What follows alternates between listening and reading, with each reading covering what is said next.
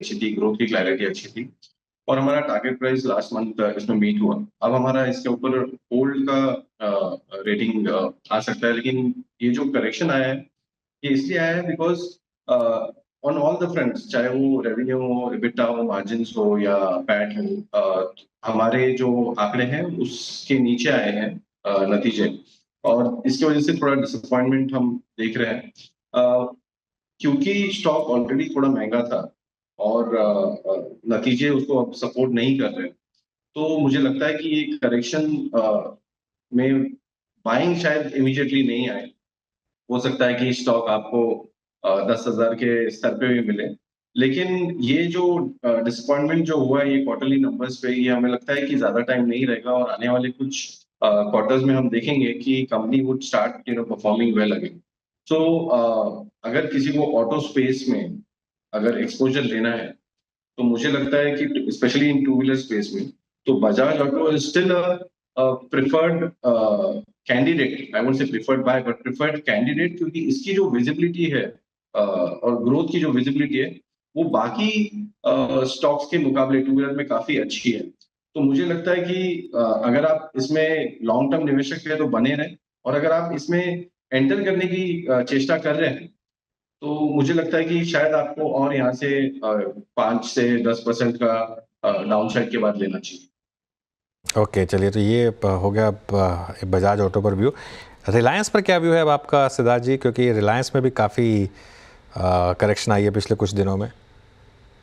रिलायंस अनुज एक काफी बड़े कंसोलिडेशन में चल रहा है। ये स्टॉक ने एक काफी अच्छा वेल्थ क्रिएशन किया है लोगों के लिए, और जनरली हम टेंडेंसी देखते हैं कि वेल्थ क्रिएशन के बाद करेक्शन होता है, लेकिन रिलायंस में एक टाइम कंसोलिडेशन चल रहा है। नतीजे बहुत एनकरेजिंग नहीं थे।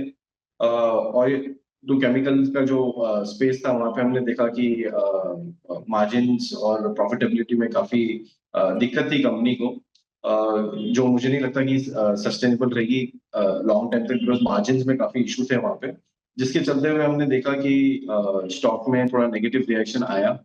रिटेल में मेंटेन किया है इतने बड़े बेस पे, अगर ऐसे बाजार में अगर मेंटेन किया है तो वो एक सॉर्ट ऑफ पॉजिटिव है, बट ओवरऑल पॉजिटिव सरप्राइजेस नहीं थे रिलायंस में, जिसकी वजह से स्टॉक में रिजल्ट के बाद थोड़ा सा करेक्शन आया।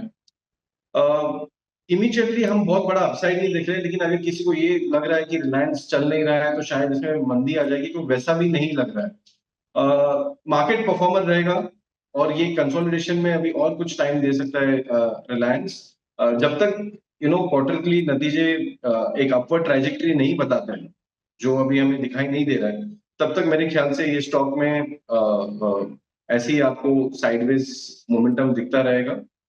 तो यहाँ पे भी हम होल्ड की सलाह देंगे, बेचने की सलाह नहीं देंगे। ओके, चलिए अब चलते हैं आज के मिड कैप फंडा के लिए सिद्धार्थ भामरे जी के पास। सिद्धार्थ जी, क्या पिक कर रहे हैं आप आज?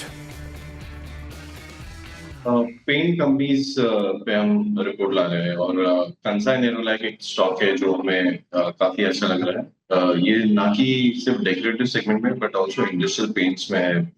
और इंडस्ट्रियल पेंट्स में ऑटो, हालांकि हम लोग आज डिसअपॉइंटेड है कि two wheeler space is coming down, but then four wheeler space में हम देख रहे हैं कि काफी अच्छा ट्रैक्शन है, और both from decorative segments as well as industrial segments में हम देख रहे हैं कि consumption related demand बढ़ रही है। क्रूड ऑयल प्राइस एक स्ट्रॉन्ग की रॉ मटेरियल और रिलेटेड रॉ मटेरियल है फॉर पेंट कंपनीज। बीच में ये स्टॉक्स अंडर परफॉर्म कर रहे थे क्योंकि क्रूड ऑयल प्राइस में हमने एक बहुत स्ट्रॉन्ग अपटिक देखा, और अब एक मीन रिवर्जन हुआ है क्रूड ऑयल प्राइस में। वैल्यूएशंस भी मल्टी ईयर लो पे अभी चल रहे हैं पेंट कंपनीज के, स्पेशली कैंसाई नेरोलैक से। तो आने वाले कुछ क्वार्टर्स में हम डिमांड रिवाइवल देख रहे हैं पेंट सेक्टर में, प्लस वैल्यूएशन सपोर्ट। ये बाजार ऐसा है कि जहाँ पे बहुत डिफिकल्ट हो रहा है कोई स्पेस को ढूंढने में जहाँ पे वैल्यूएशन सपोर्ट मिले, तो पेंट कंपनीज में हमें वो वैल्यूएशन सपोर्ट मिल रहा है। स्टोरी फिलहाल अच्छी नहीं दिख रही है लोगों को, लेकिन वैल्यूएशन है, और मैं हमेशा कहता हूँ कि स्टोरी और वैल्यूएशन साथ में नहीं मिलते। तो आज अगर आपको वैल्यूएशन दिख रहा है और 2-3 क्वार्टर्स में आपको जब स्टोरी भी क्लियर हो जाएगी तब ये वैल्यूएशन नहीं मिलेगी, तो एक लॉन्ग टर्म पोर्टफोलियो में ये स्टॉक ऐड किया जा सकता है।